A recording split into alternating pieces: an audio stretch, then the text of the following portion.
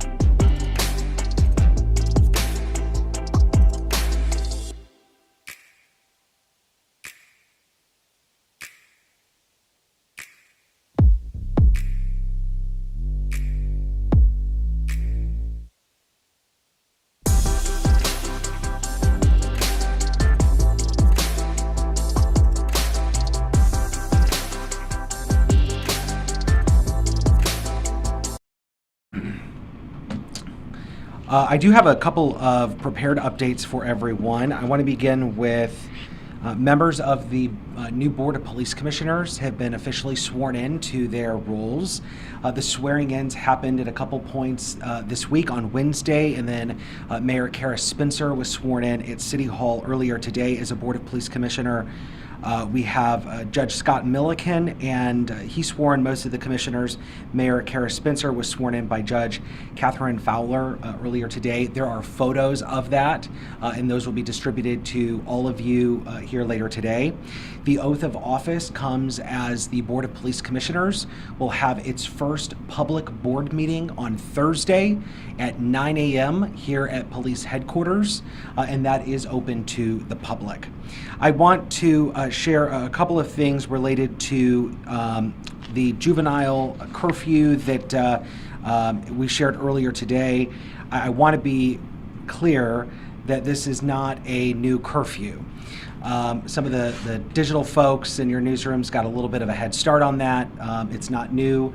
We don't want people to think that it's new. It is not new. We do not set curfews in the city of St. Louis. We are the enforcement arm of our government, but at the end of the day, laws are set by the legislative branch, and that's the Board of Aldermen. So the curfew itself has been on the books since the 1990s.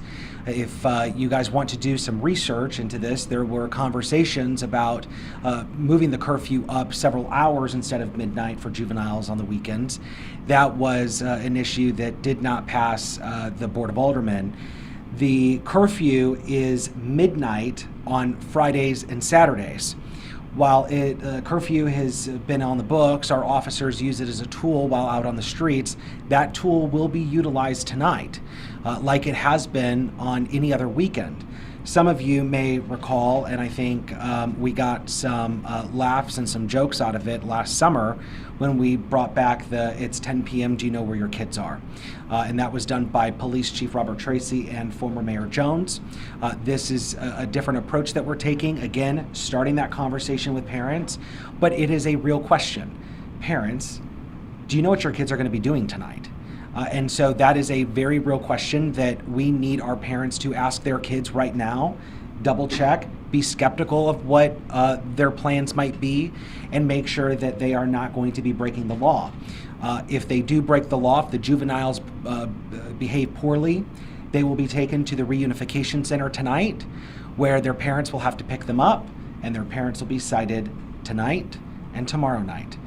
And as you all know, we as a police department have had many conversations as it relates to how we will continue to use that contributing to the delinquency of a minor status offense moving forward. Those conversations continue. Sean, I'm sure, is getting his money's worth talking with legal over the last 2 days now, trying to figure out exactly how this is going to play out moving forward along with the chief's office. So those conversations remain ongoing, but we really, truly need parents to ask their kids, what is your plan? One thing that I want to share with you all is that during the 4th of July weekend, we saw many juveniles taking Uber rides downtown and using rideshare apps like Lyft. We need those parents to really ask their kids what is going on, and then try and figure out if they might be trying to get into a rideshare app. There are going to be no warnings. Some people said that they didn't get the warning last time. At this point, you don't need it. I've stood up here enough warning parents that our officers are going to be doing that, and they're going to be doing it again this weekend. And so with that being said, the charges, citations may vary tonight. It just depends on what's going on. Our officers and detectives will be out. They will be uniformed police officers, and they will also be plainclothed undercover detectives that will be out. So that is related to the juvenile curfew, which we don't need to repeat with Ryan. I spoke with Ryan at City Hall today, giving him a little bit of some information on the juvenile stuff. I do want to bring you up to speed on an investigation that's happening at this very moment that's involving a juvenile. We have a teenager who has been shot and killed in the city of St. Louis. It happened around 10:30 this morning near Lillian and Genevieve. The teenager was rushed to the hospital after being shot multiple times, and that teenager has passed away from his injuries. Anyone with information is urged to call Crime Stoppers at 866-371-TIPS.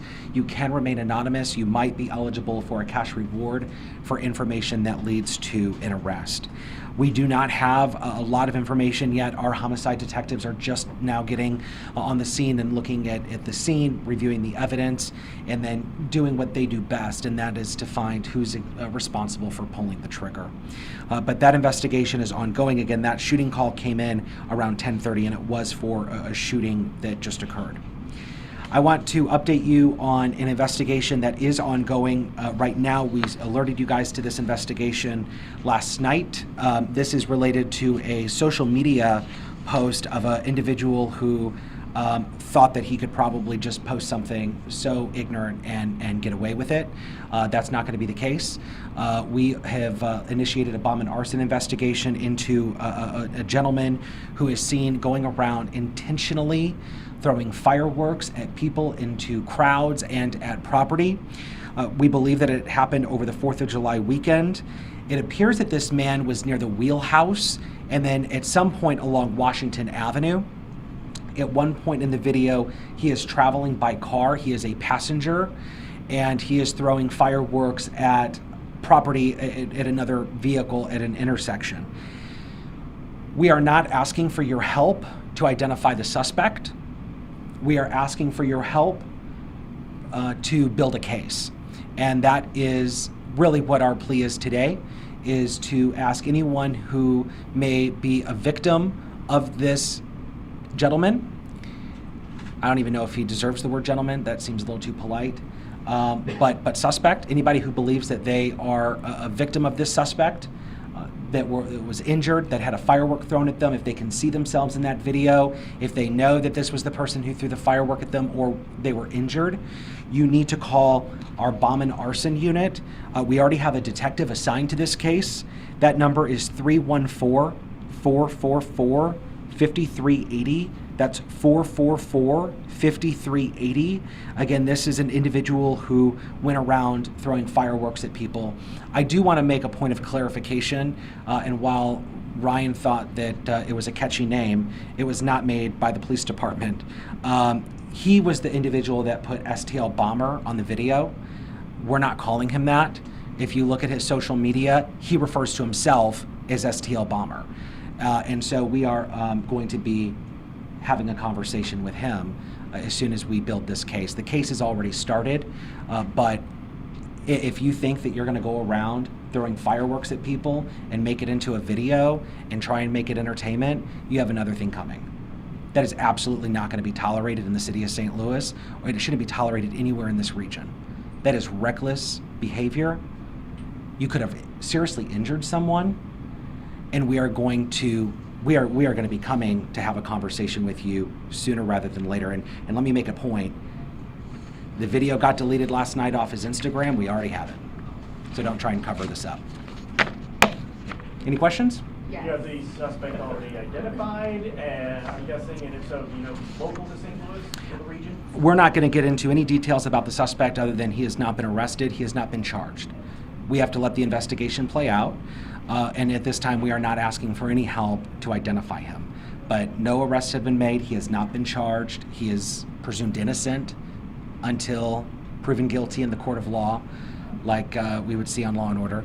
But we are not asking for help to identify him. But you're not specifically saying you've identified him. That's correct. Okay. Where have those incidents taken place of the suspected person throwing fireworks at people? We can see that it happened at the Wheelhouse. So if you were at the Wheelhouse, particularly in the patio area, the covered patio area around the 4th of July, and a firework potentially went off, and you can start matching up that sequence, we want to hear from you. And even if you aren't 100% sure, let us do that investigating. But if you had a firework going off at you, from a moving car too, please call our bomb and arson detectives. We will build the case. We're not asking them to come forward with evidence in a case. That's our job. We're going to do that. We're going to be we're able to do that.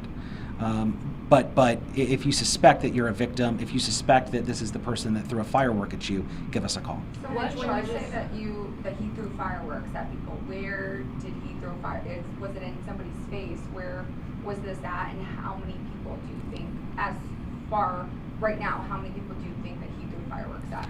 Have you seen the video? Yes. Okay. So it's hard to estimate. I mean, just even looking at the video, it's hard to estimate. We're talking some large crowds. When you're looking at the firework that was thrown into that covered patio area of Wheelhouse, it looked like that was a covered patio full of people. And then on Washington Avenue, when he threw the firework into the crowd, we're talking many people. And so if they believe that they were involved or that he's the person that through that firework, give us a call. But it could be quite a few people. So one firework. It looked like there were multiple fireworks. Multiple. Okay. Yeah, I mean, because when you look at the video, he's throwing multiple fireworks. And do you know if anybody was injured? That's what we're looking. That's why we're asking people to come forward. Okay. Nothing that's been reported to this department, though. What charges can be filed for now? Anything's on the table right now. That is what. We are very good at investigating things, and let me tell you, the circuit attorney's office is very good at prosecuting cases as well. So when we start this investigation, we've already started it, but as we move forward in the investigation, those will be conversations that we have, not just with our circuit attorney, but also potentially our federal partners as well, as we would do in any investigation. Have victims come forward already? I'm not going to get into those details. If you can give an estimate, I know you said the patio, we don't know, if he was in the car, Can you give us an estimate? No. Regarding the juvenile shooting this morning, Yeah. how old was the victim? We know that he's a teenager, but we don't have an exact age yet. Do you have a suspect in custody for the shooting or at least one identified? Not to my understanding. You know what led up to it or anything? Nothing yet. And do you think, like, with the curfew, because this happened around 10:30, you said, I mean, that's after curfew ends, so do you think that should be extended to a certain degree, or like, do you think it even has an impact if, you know, juveniles are still being shot? The shooting happened at 10:30 a.m. Yes.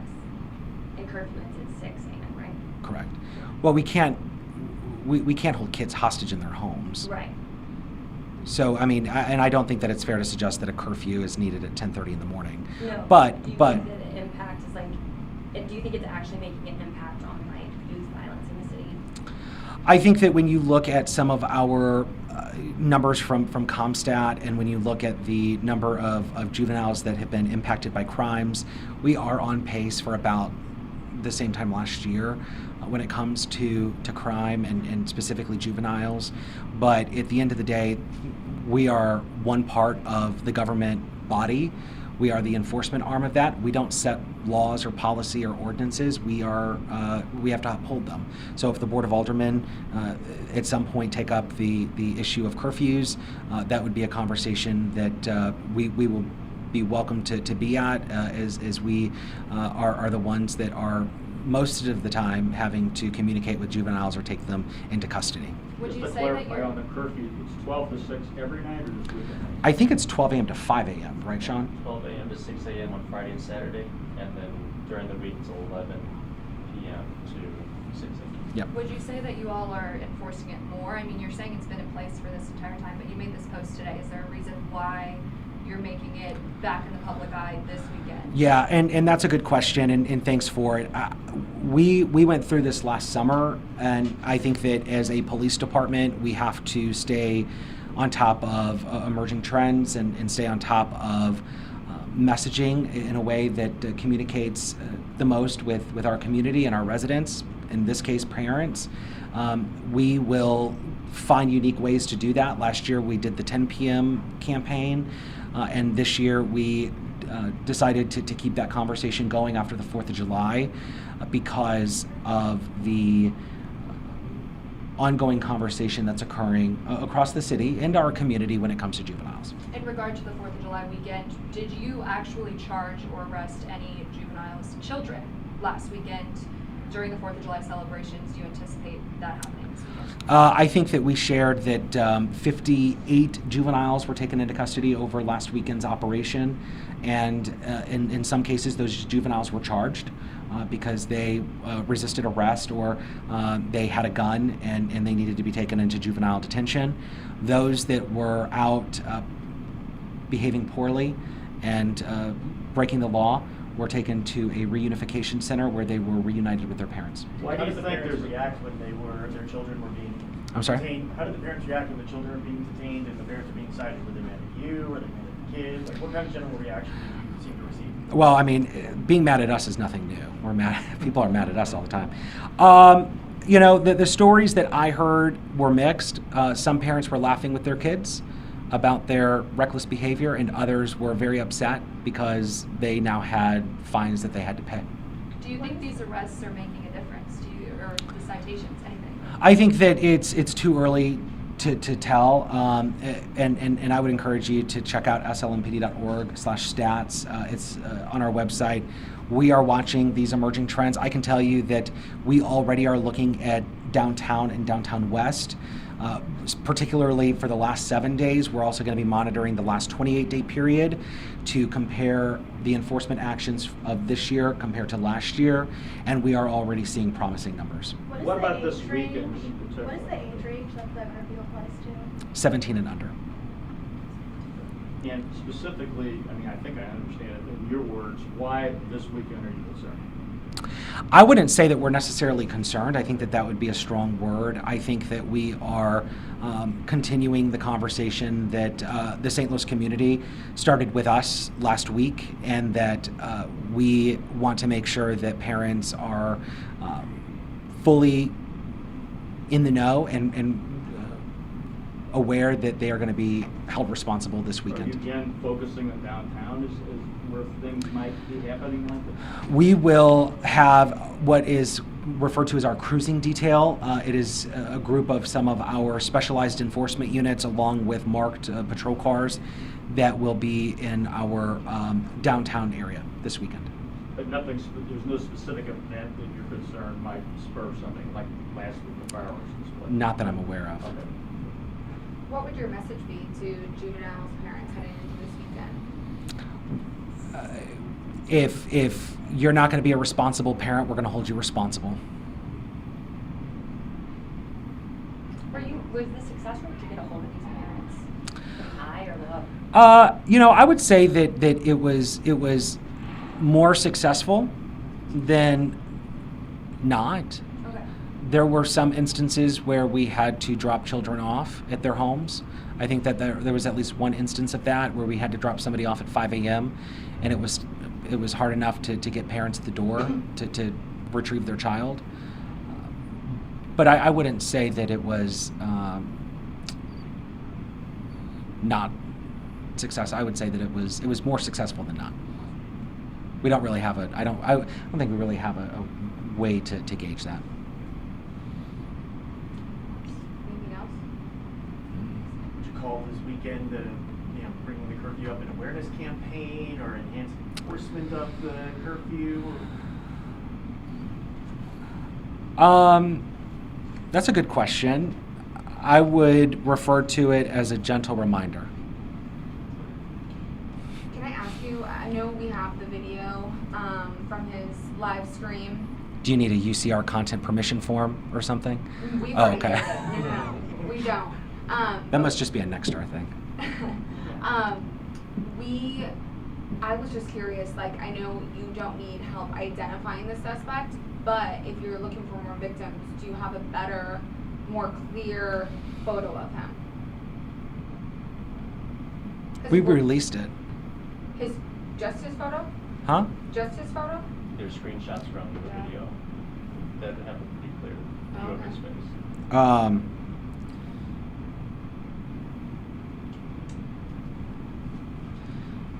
That's pretty clear to me. Oh, okay, I didn't see that one. It's on Facebook. Okay. Yeah. Yeah, fair? Yeah. And we've already identified him, so we don't need help with that. Right. It's more or less the victims, the people that think that they were injured by his. I don't even know what to call it. Thank you. Thank you, guys. Good? Okay. Actually, one more thing, if you guys want it, and this is I think this is on the website, but these are fresh numbers this morning. With the homicide that happened this morning, we are at 71 homicides so far this year. Is anybody covering the homicide? Okay. We're at 71 homicides so far this year. At this time last year, we were at 88. In 2023, we were at 91. 2022, we were at 95. In 2021, we were at 100. And at 2020 at this time, we were at 120. And then just so you guys know, back in 2020, we are getting into that spike from 5 years ago where, there were multiple homicides a day in some cases.